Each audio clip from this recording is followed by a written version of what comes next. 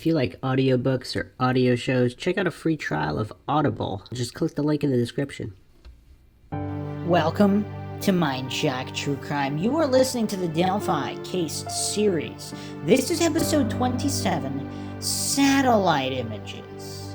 That's right, we're going over satellite images the day of, or the alleged day of, the Delphi murders. Of course, there's some serious issues with the timeline. There are some people out there that actually don't even believe that in post-2000s that there isn't mass surveillance in the sky. Now, even if you're a flat earther, even flat earthers must understand there's high altitude planes, high altitude hot air balloons.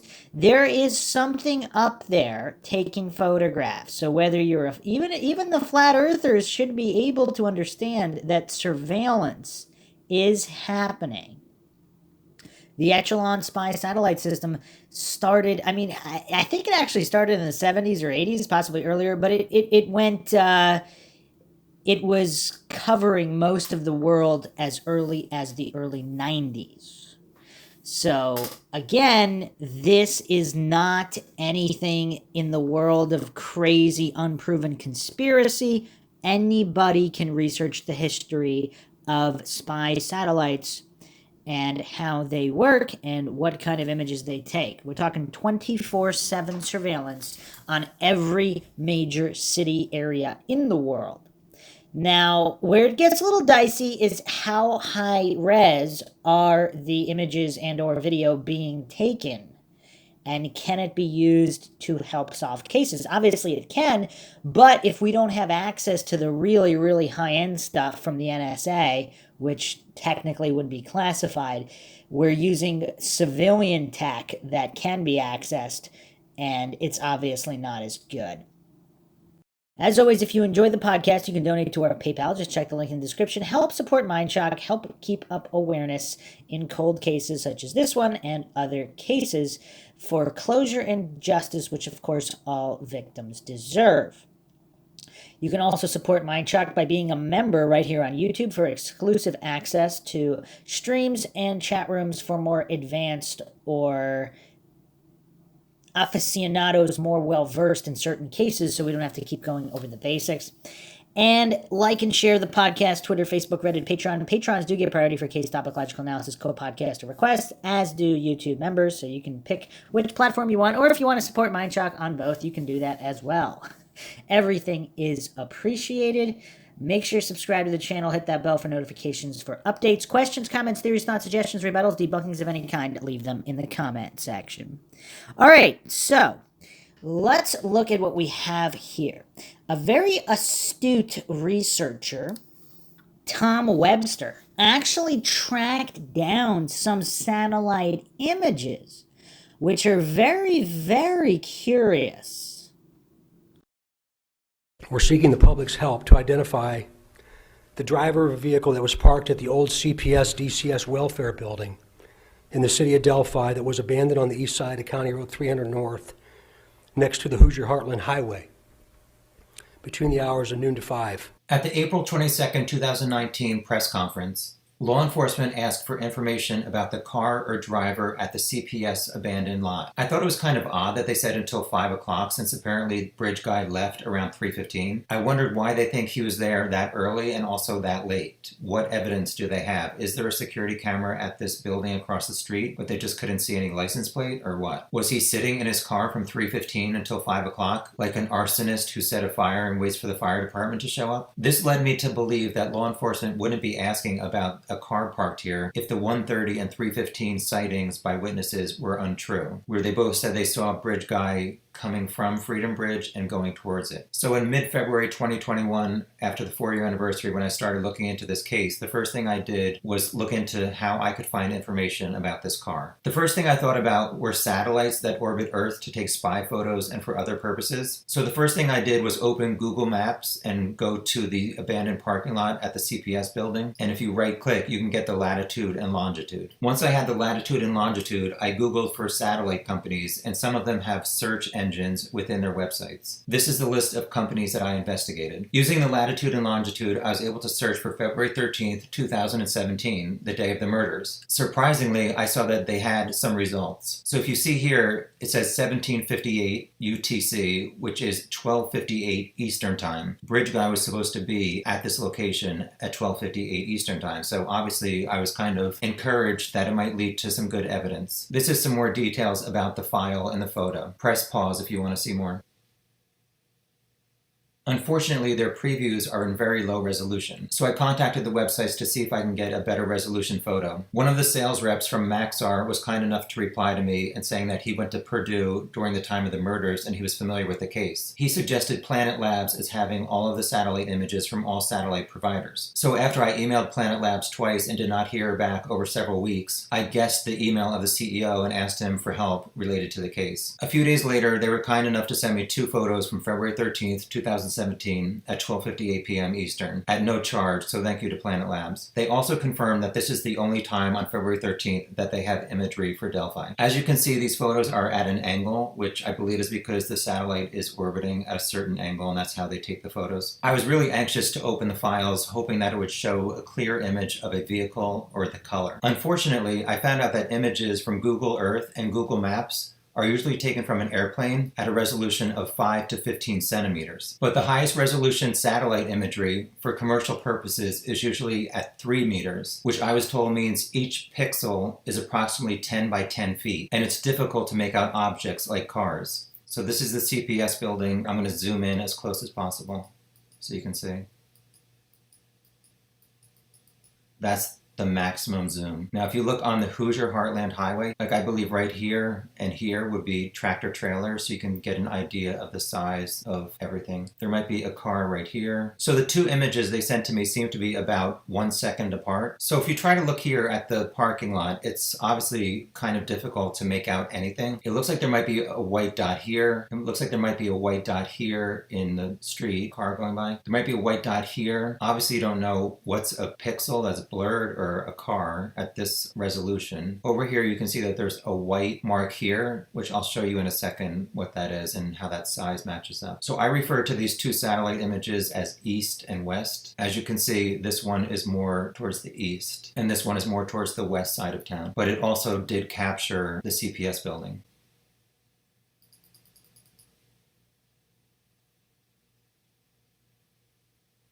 And in this version, it looks like there's a white dot here near the entrance. So I created this image here to see how the 2 satellite images differed. And obviously at this resolution, it looks ridiculous and you can't really tell anything. So on the left, we have the west image and on the right, we have the east. To me, this section here on the east image seems to be more black down here. It looks like there might be some white here. And on the west image, it looks like there's some white here. It also looks like there might be a car here in the street driving by. So I tried to think, how could I make more sense of this? I thought maybe I could compare them to Google Earth and also helicopter footage. So this is what that is. On the left, I have the satellite image from the west. In the middle is Google Earth from April 2017, 2 months after the murders. And on the right is a screen capture I took from helicopter footage the morning of February 14th, the day after the murders. So as you can see here, the driveway pretty much looks the same color. Except for this here. This is, like I said, this is from April. This is from the day after. I'll show you a little bit later what this white stuff is. But if you look here at the satellite image, even though it's really pixelated, I don't think it looks like the entire parking lot is empty. Can I tell what kind of car is there or anything else? No, I can't. This is the comparison at smaller resolutions.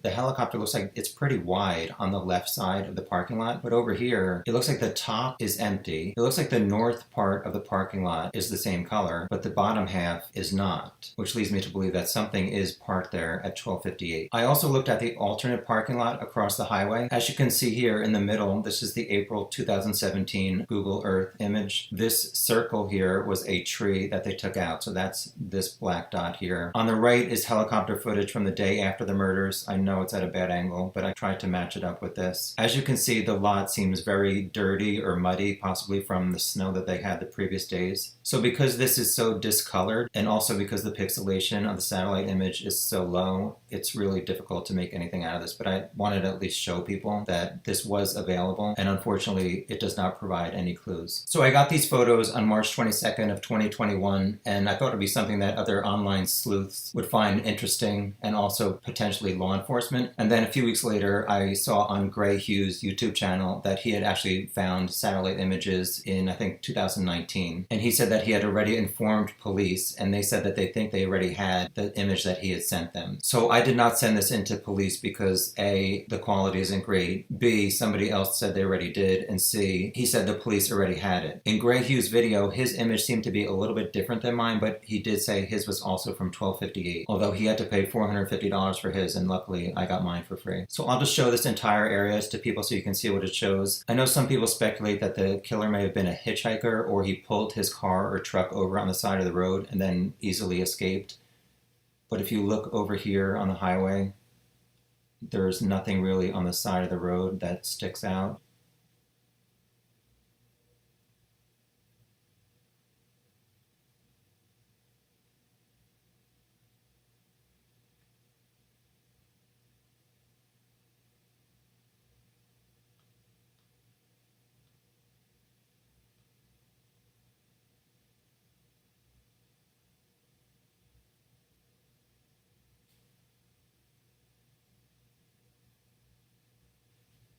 This is from April 2017 on Google Earth. You can see here is a tractor trailer. Here is those markings that you can see in the satellite image. That's a car. This highway, I've never seen a picture of it with a lot of cars or trucks on it. That's the same discoloring that you can see in the April image. So that's the west photo. This is the east photo.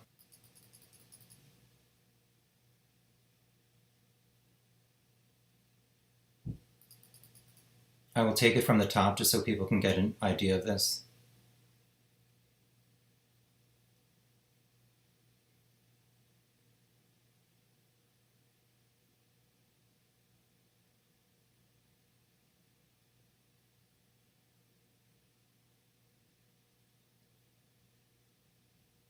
It's pretty eerie knowing that bridge guy is in this picture somewhere.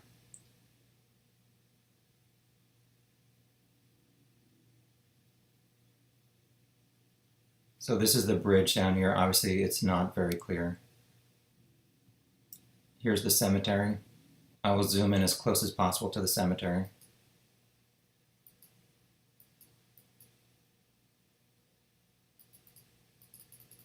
This is a comparison photo I made of the cemetery. On the right is a Google Earth image from April 2017. On the left is a satellite image. You can kind of match up all of the trees here. Unfortunately, also like the CPS building, it's too difficult to see if anybody was parked here. There is a little white dot here, but also you can kind of see this is a little bit discolored. This is a tree, that's a tree. So again, this is pretty much useless. At the business across the street from the CPS building, I saw these two white things, and you can see them in the satellite image here.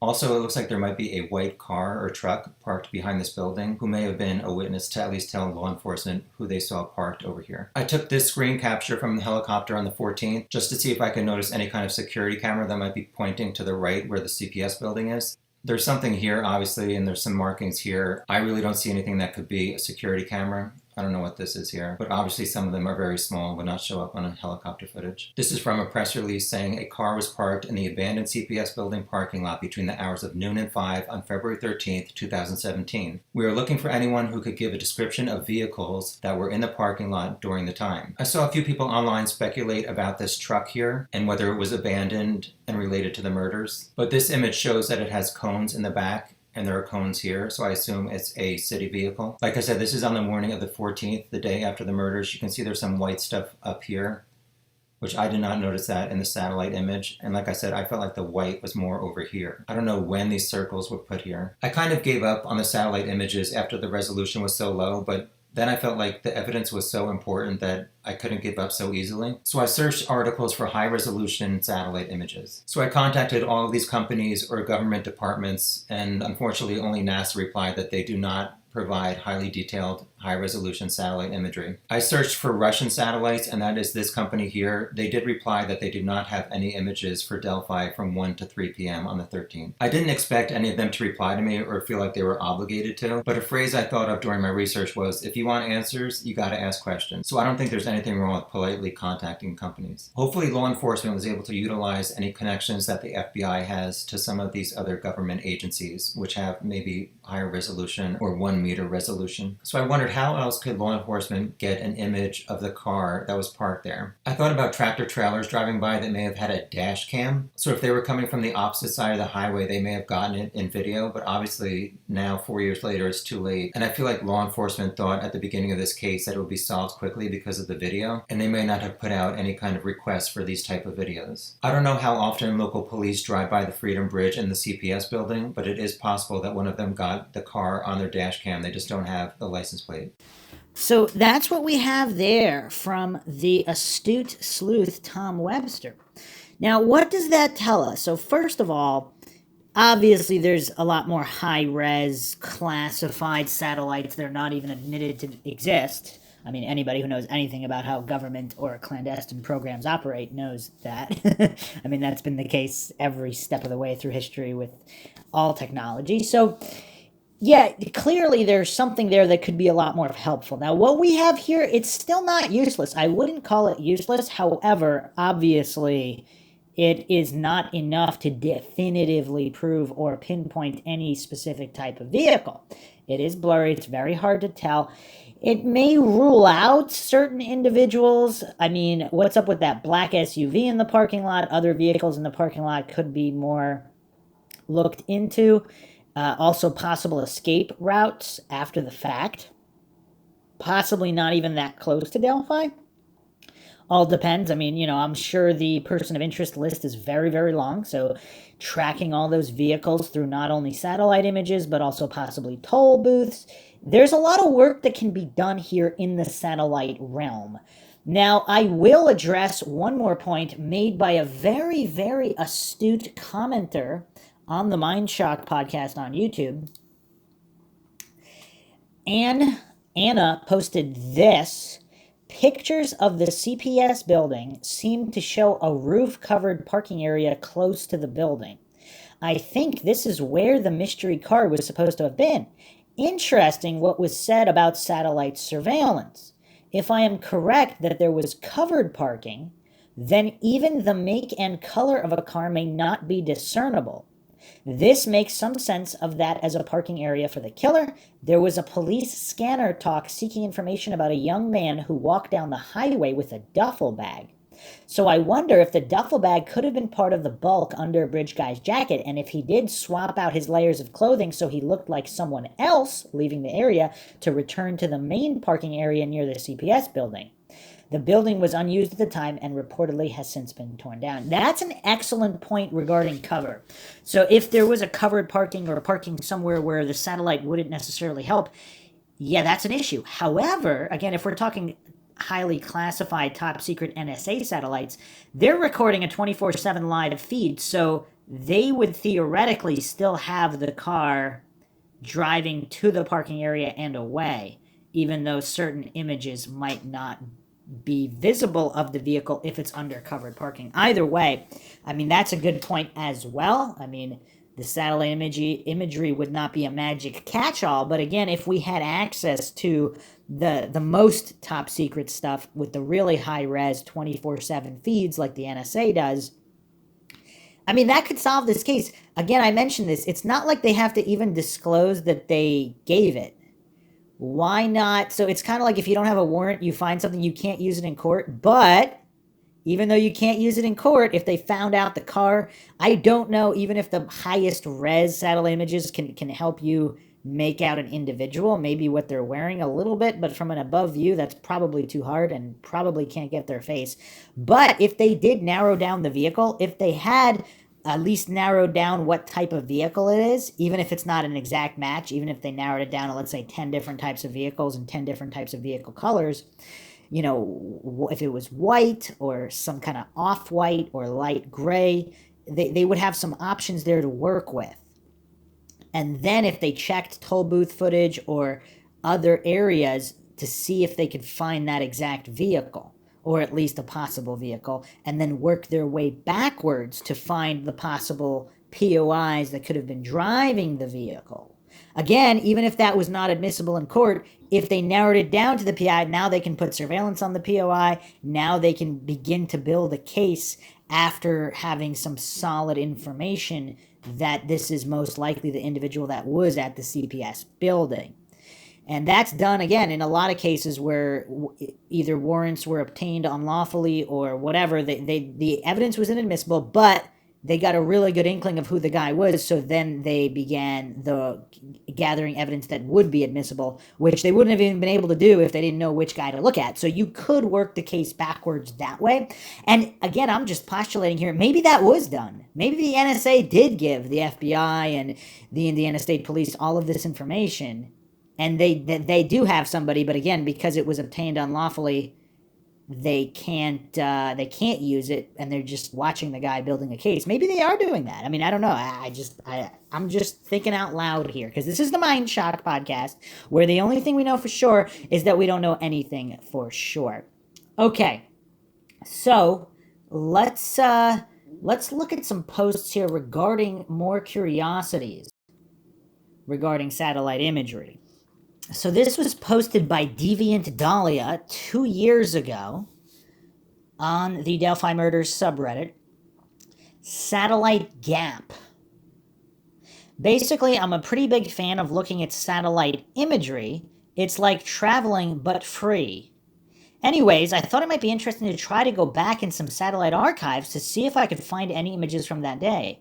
But looking through about 6 different programs and sites, all of them have weird time gaps around and always including February 13th, 2017.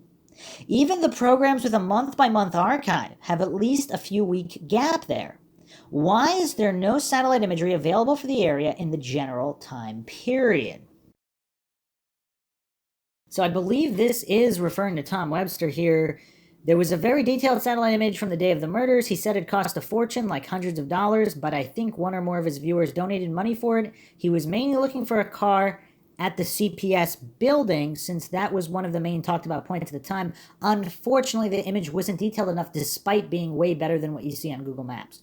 You just could not tell if there was a car there or not. And again, even if there was some kind of covered area, if they're only releasing a few images, the civilian surveillance tech, they might not have a 24/7 live video feed. Again, is it really that crazy to assume that the NSA does? Some people think it is. Another post here. Could authorities have requested a takedown if a satellite image had captured the crime scene? Would any of these archivists be obligated to take the images down? You know, that is a curiosity, because you have these high-altitude Google planes also that are just mapping and taking overhead photos of everything. You would have to think, I mean, there's got to be some murders that have been captured, or some kind of assaults and crimes, just by the very nature of the 24/7 surveillance state that the world has found itself in through rapidly evolving technology. Another post here on the same subreddit by True Crime Me, with 2 E's, Delphi Murders map. I doodled a map yesterday on an explanation over why the initial search didn't find the girls and they were only seen after daybreak. I wasn't really expecting people to find it as helpful as they did, so here's a Google Earth version. Now you can change angles, set it in 3D to get a perspective of where they ended up, a view of the hill, how long the trail is, and just how long the bridge really is. I am not local, so most of this is based on other information out there and not any unique or direct source. If there is anything incorrect, please let me know. Please play around with the map, use the ruler too, and look about to see why the girls felt trapped, how few options they had, how they weren't found right away, the proximity of the graveyard, how far Ron Logan's home is. Okay, so yeah, I mean, there's a lot of curiosities here, of course. So Ron Logan's home actually is not that close to the bridge. It's not right there. However, the other house, there's two other houses that are relatively close. Some believe the girls might have even made a break for it to go to the house to maybe get help or whatever if they were being attacked there, if that was the case.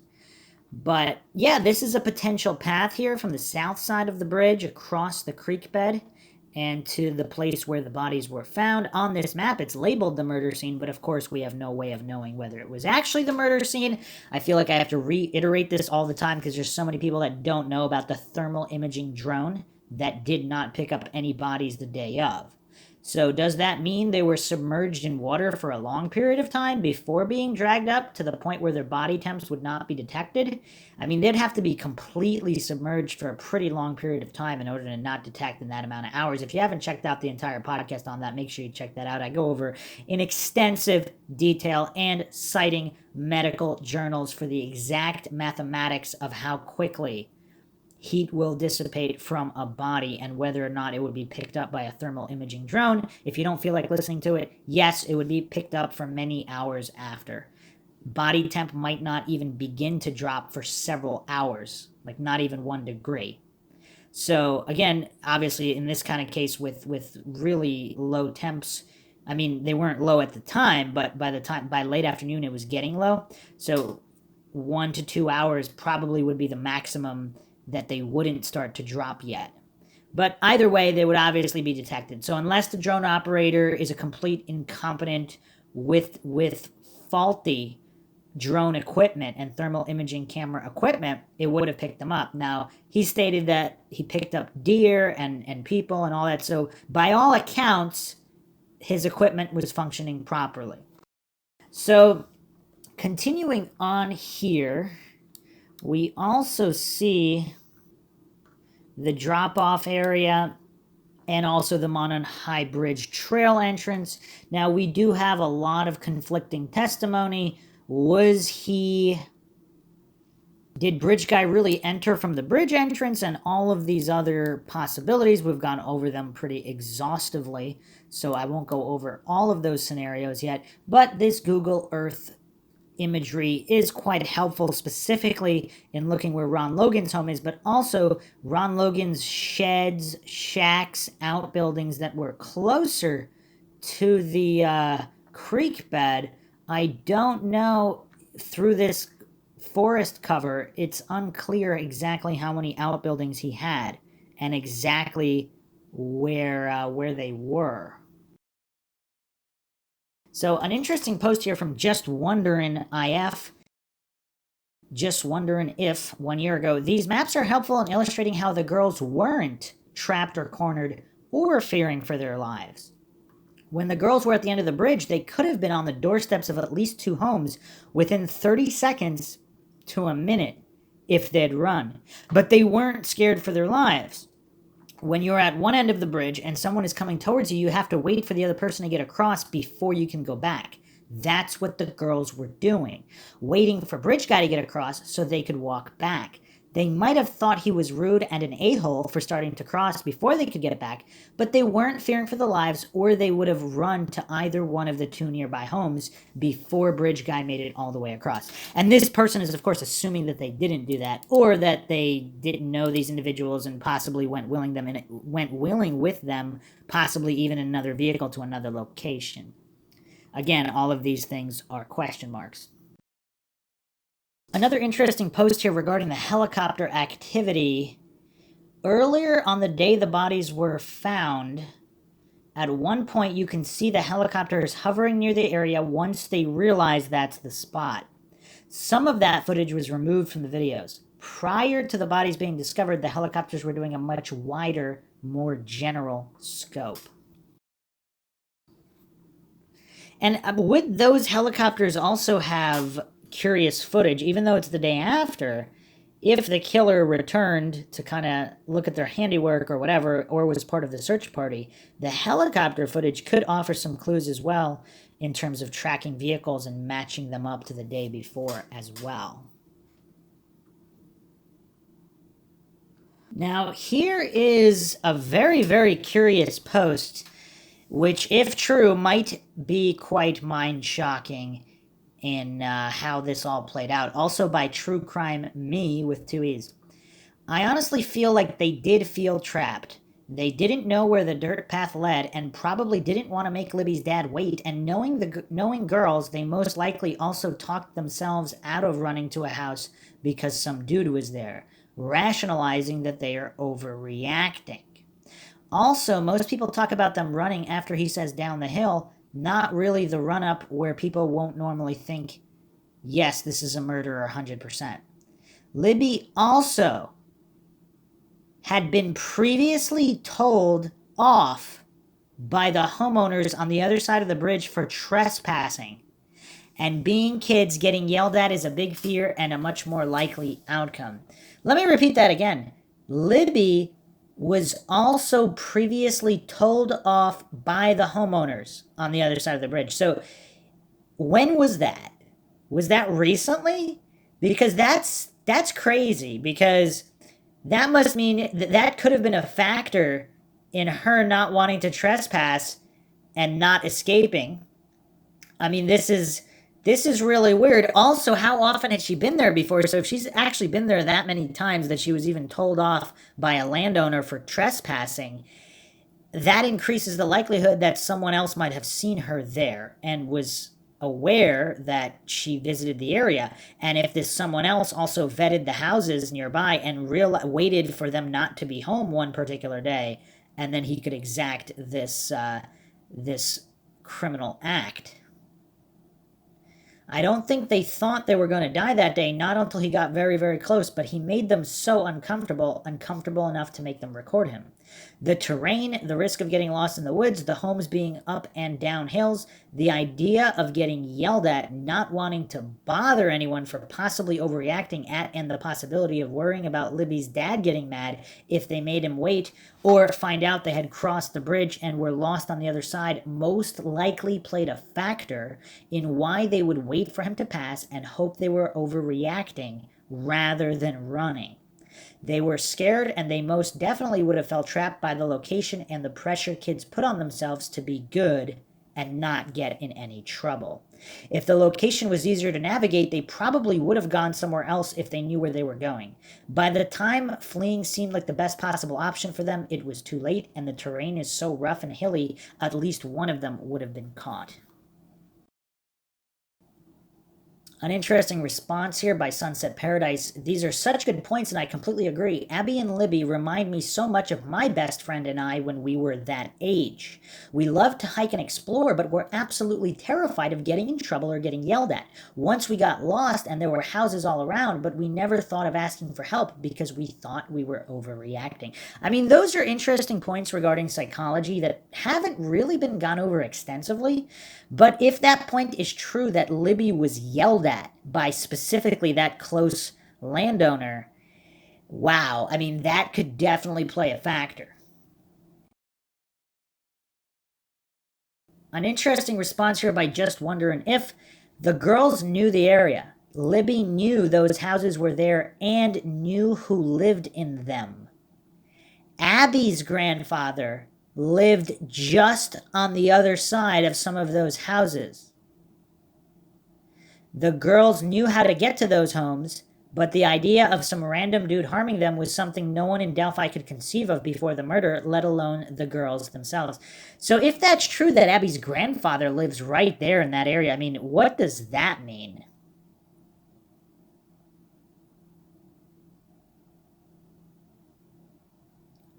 They were just waiting for him to get across so they could go back. I'm sure he made them uneasy, but never in a million years did they think he would harm them, or they would have run, not stood there and waited. There is no dead end. Not only did the girls know those homes were there, you can see them clearly from the end of the bridge. The homes are not obscured by dense foliage, they are right there. Regarding the point about them recording him, this user stated this: I disagree that Libby knew she was photographing Bridge Guy.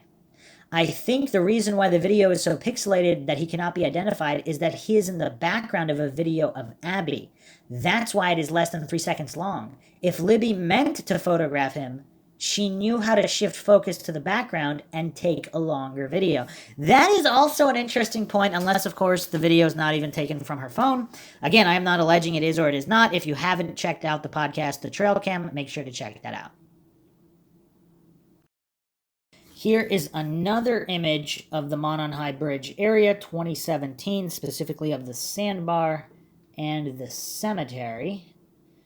So here is an interesting post from MLH284 on the same subreddit. I have an uploaded image from Google Pro Earth, historical, dating back to April 11th, 2017. This was taken within 2 months of the murders, and as the trees had not blossomed, it gives a pretty good sense of what all of this looked like. When I studied these nearly 3 years ago, my investigator brain explored some rationalities that still hold true for me today. I am not showing the topography here, but there are actually 2 down the hill areas, one right after the bridge ends and another as you approach the Deer Creek riverbed. The sandbar is the shortest distance across the water that I can find, especially if you enter the sandbar at the point closest to shore and walk to the narrowest point and cross. The image is a close-up of the end of the bridge, the sandbar, and the cemetery. Why do I include the cemetery? Because when you look at the video from the helicopter taken the day the bodies were found, where are the police, the mobile crime unit, and the coroner? All at the cemetery. Why? Because it's the easiest way to access the crime scene and also to leave the crime scene. I can't imagine anyone trudging back through the creek and over the bridge or through the woods to the trailhead, or anywhere for that matter, with soaked jeans and squeaky wet footwear. I think the perpetrator came and left via the cemetery, and yes, I do think he was very familiar with the area. He could have easily parked at the back of the cemetery, driver's side to the woods. He could have walked down to the creek, eyeballed a spot to take a potential victim across from the other side of the creek. He could have easily cut through the woods to the trail, avoiding the trailhead and parking area.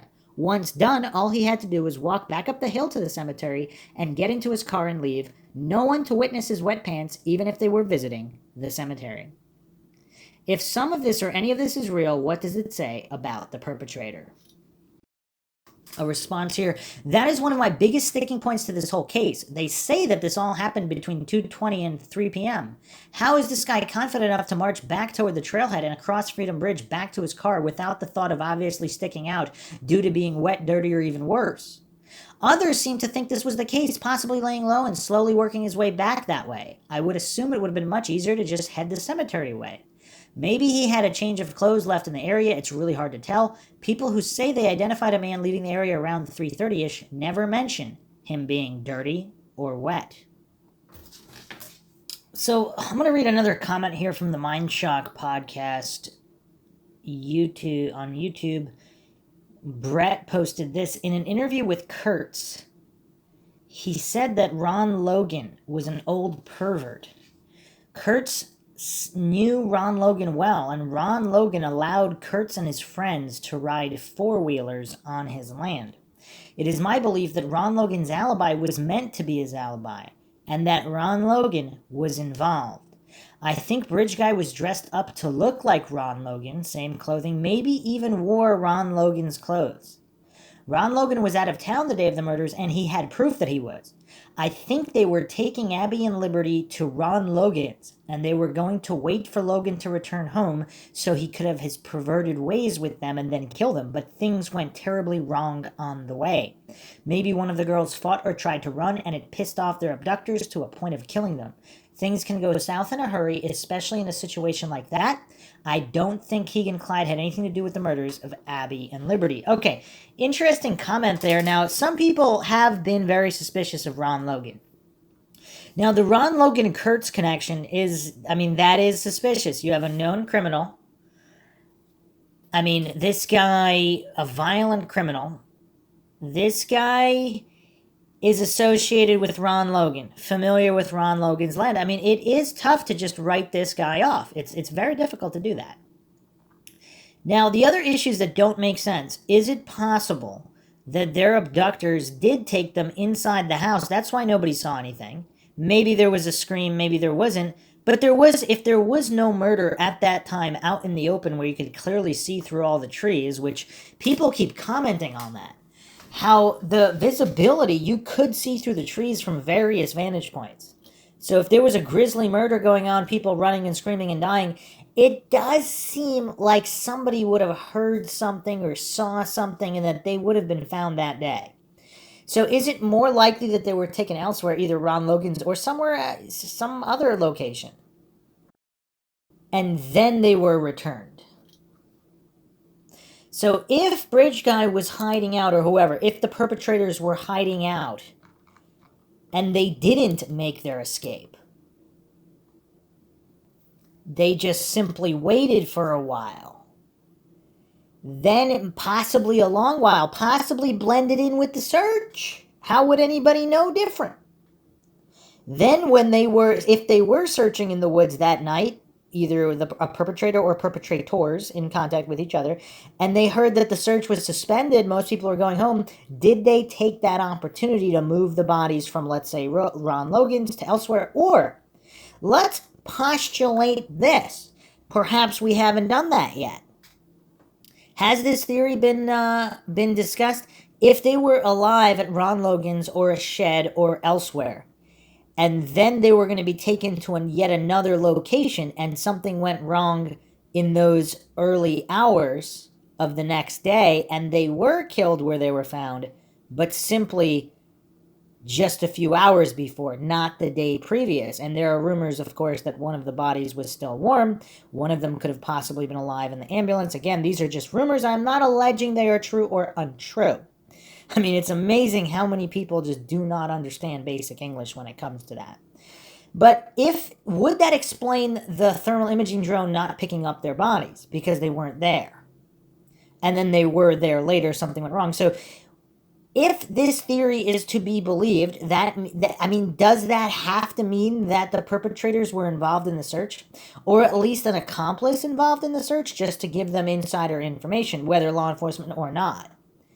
It seems like in order for this theory to be true, the perpetrator and or perpetrators must have possibly been involved. They must have been involved in the search in some way. Or had some inside information regarding what was going on with the search.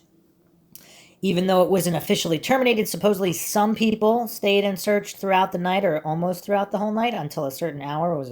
There were dark hours, so there was like 2 or 3 hours, I think, where nobody was there, or almost nobody was there. So if people were involved in the search, and the only people that stayed were off in one particular area, and an accomplice could verify that nobody was specifically where they were found, and they gave them the go-ahead to try to transport them, either dead or alive, and then something happened at that location. That leaves, again, it's tough to rectify the limited information that we have without hallucinating and pretending that assumptions are facts or unverified reports are actually verified, therefore this can't be true or that can't be true. It's unknown. It's all unknown. So hopefully this case will be solved soon and we will have the answers. But we really can't make any of these crazy assumptions and then build all these house of cards theories, because there's some core facts missing. Law enforcement have withheld them for whatever reason, and a lot of them maybe law enforcement might not even know. The last thing I am going to go over here, actually, here's one more comment. I've asked the Scream and Why Cross the Creek questions for a week. I live in a heavily wooded neighborhood and did a little experiment with my wife. I had her turn on her Garmin phone and walk 1/10 of a mile, the distance as the crow flies from the center of the bridge to the location where the bodies were found, and yell for our dog as loud as she could. She didn't want to spook the neighbors with a blood-curdling scream. I could hear her. Couldn't have told what she was saying if I hadn't known, and might not have recognized the voice, but I could hear someone yelling something. We have a lot of pools in our neighborhood, and you can hear the kids squealing and yelling all summer, especially the high-pitched teenage girls, of which we have many around here. So yes, like you, I have questioned both why cross the creek and why did no one hear anything, just 2 more mysteries surrounding the case. Yeah, that's something, not just here, but again, with those barren trees at that time in February, there's some clear line of sights from a few different areas, not necessarily to the exact spot where the bodies were found, but to where some kind of chase could have occurred across the creek or whatnot. Another a follow-up here that's interesting. I live in a relatively quiet area near woods, and I can tell you in the winter, sound travels fairly far. Caveat with this, I don't know the local conditions of the park. Yeah, something doesn't square here. If you believe the commonly held chain of events, then you have to believe this guy is reckless and takes huge risks of getting caught. I can't reconcile that to this personality type who's obsessed with controls, just can't do it. Sure, he may have snapped, reacted based on something that happened, but if we're playing the probabilities, it's more likely he has total control of the situation from start to finish. Or again, if they were taken by someone they knew and not really taken, if they possibly even went willingly. Let's say if there was a catfish situation and the guy said, oh, he's a friend of the guy they wanted to meet, come with us, we'll take you to the other guy. I mean, who knows how that could have transpired? I mean, obviously it's highly unlikely they would go with a stranger, but if it really was a guy that was known to the family, one of their families, or possibly there's some connections there with Ashley Garth. I went over these connections in the previous episode. Check them out. If there was some kind of, maybe they had seen the guy around before, there was some kind of familiarity where there could have been slightly more trust than there otherwise would have been if he was a complete stranger. So this last post is posted recently on the Delphi Murder subreddit. Did anyone see the girls? Question is very simple. Girls were reportedly dropped off around 1:38 p.m. The photo was uploaded at 2:07 p.m., showing Abby on the south end of the bridge. Not necessarily uploaded, made public at that time, or accessed at that time by whoever was viewing the Snapchat.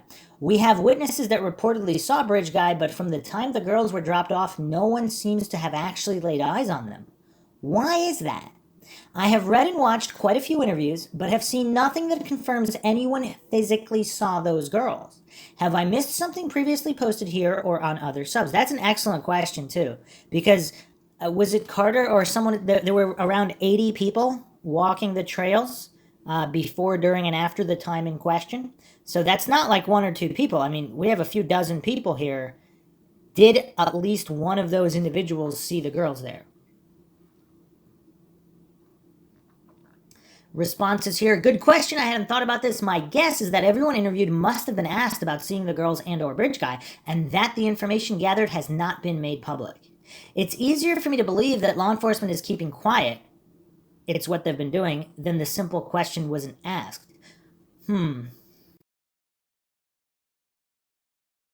So here might be an explanation on why law enforcement apparently put Kelsey German through the ringer. A couple posts here. I am sure it was asked by law enforcement.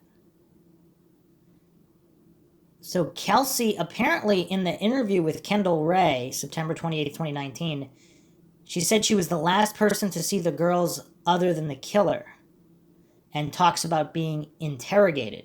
It seems the investigators came at her pretty hard and pointedly. On a November 10th, 2020 video, she says again that she was interviewed again for like the 500th time very recently, like last week.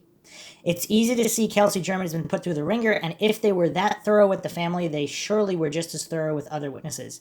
Now, is that why they interviewed Kelsey German for the 500th time? Because if nobody else saw the girls there, where would law enforcement naturally move to next? Did Kelsey German really drop them off? Was that a cover story for something else? Again, I'm not saying Kelsey German is guilty of anything at all, but if there was some kind of catfish situation and Kelsey German wanted to cover for something thinking that it was an innocent cover, and that was the cover. Again, not that she's responsible for anything that happened to them, but there's simply something else going on, and we might not have a proper timeline or even proper geographical locations for Libby and Abby. On the September 20th, so again, this is according to Infidel447, Kelsey German on September 28th, 2019 with Kendall Ray said she was the last person to see her sister and Abby alive. I also think at one point she said she saw others on the trail when she dropped them off, but later changed her story to that she assumed other people were on the trails, but never actually saw anyone. I could be mistaken or have missed something, but at this point, from the time they were dropped off, no one ever saw them physically again, which is very interesting. It seems like a little talked about point. I do recall she said there were other people there. Then, of course, there was the black SUV. But that's curious. I don't know the timeline or if she's changed her story or not. People who have followed every single interview she's done, they can chime in here. But that would be a little bit strange, wouldn't it? Because, again, was it not reported that over 80 people were walking the trails in those approximate time periods? So it would be kind of strange that not one single individual saw them. That seems kind of weird.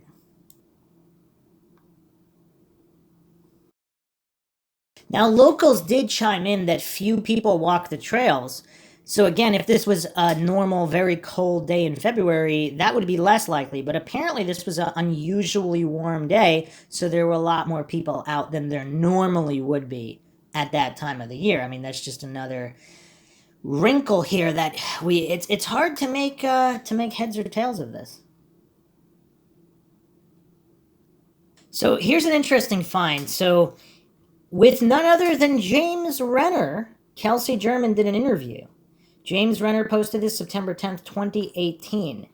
And so in this video, Virtually a Detective Case 101, Delphi, Chapter 4, Kelsey said she only saw kids her age there at the drop-off point. So she said she saw plural kids there my age. I mean, the sources here are saying that she said she saw 10 to 20 kids there. I did not hear that in the interview. I just heard in the interview she only saw kids her age.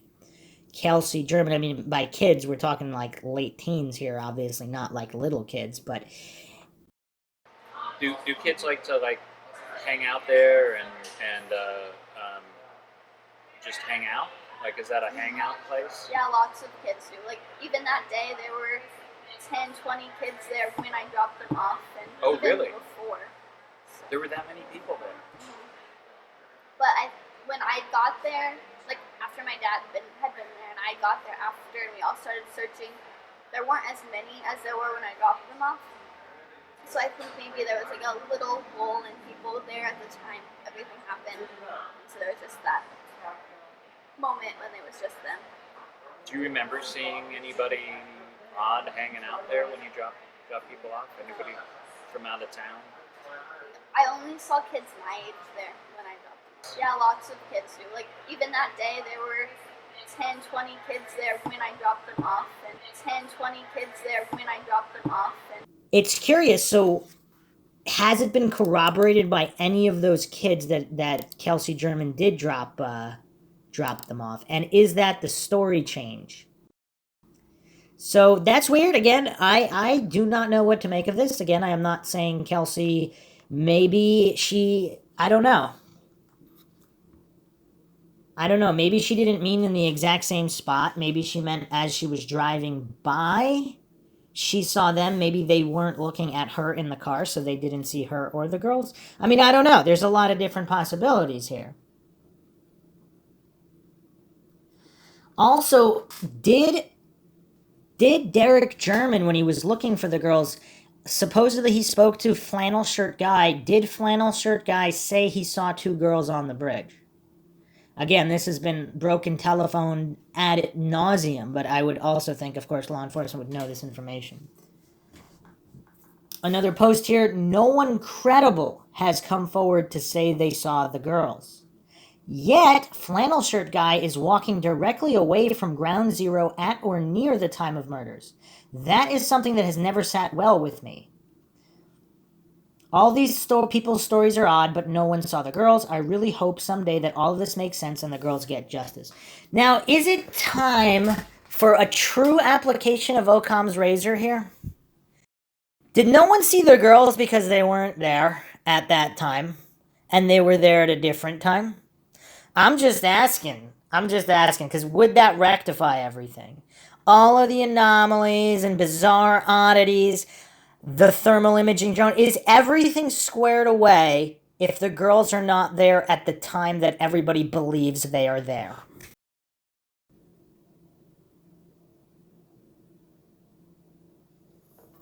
Now here's another Mindshock potentially smoking gun. This was posted by Maleficent Brush. I think the couple arguing under the bridge is the big lie. I believe what was heard was the girls being attacked. I think Abby was attacked first and Libby ran. That's when she lost her shoe. Again, the shoe that was not found until the next day, even though the exact bridge was walked and they were searched for. I believe flannel shirt guy heard Libby being attacked. The guy who claimed he was arguing with his girlfriend under the bridge never gave the woman's name. I don't know. Is that true? He also didn't come forward for a while. Is that true? When he did, he stated that he saw bridge guy and agreed with the older man composite. There's a good chance that he is the killer. Saying he was there arguing with a mystery woman follows the story. I have two suspects, this guy or the guy that lost his keys. Okay. I mean, yeah, these oddities, but even still, yeah, it doesn't make any sense. There's something wrong with the timeline. There's a reason why such a big deal is made out of timelines in cases. Because without a timeline, like, how can you establish anything? Without a clear, definitive timeline. And, I mean, if you want to see an even more bizarre case, check out the Maura Murray case, and there's a lot of suspicious individuals, narrative steerers, and obfuscators that play down even the necessity for a timeline, which is very telling. It's like they don't want the case solved. So timelines are, of course, critical to solving cases. So, yeah, these are all things to keep in mind. Would that also explain, would there be no clues in the satellite footage because nothing was going on in the window of time that everybody thinks something was going on? Obviously, the satellite footage could still be key for many other reasons and time windows other than that of what is being investigated. If the girls were really there at the time alleged, would this case have been solved? A lot of questions. Hope you guys found another edition of Mindshock True Crime interesting. If you want to support the podcast, you can donate to our PayPal. Just check the link in the description. You can become a YouTube member for exclusive access to members-only streams and chats. Like and share the podcast, Twitter, Facebook, Reddit, and Patreon. You can become a patron, support the channel that way. And make sure you subscribe to the channel, hit the bell for notifications. Questions, comments, theories, thoughts, suggestions, rebuttals, debunkings of any kind, leave them in the comment section. This is Bruce McGuire signing off. Catch you guys next time.